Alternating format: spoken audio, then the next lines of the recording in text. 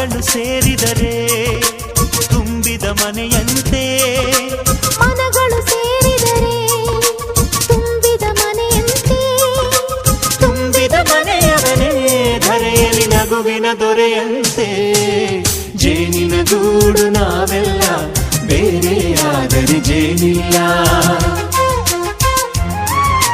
ಜೇನಿನ ಗೂಡು ನಾವೆಲ್ಲ ಬೇರೆಯಾದರೆ ಜೇನಿಲ್ಲ.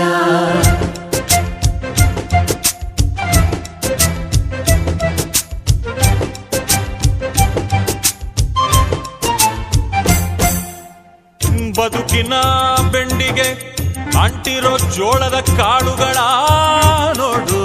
ಹೌದಪ್ಪ. ಸಿಪ್ಪೆಯ ಸೂರಿನಲ್ಲಿ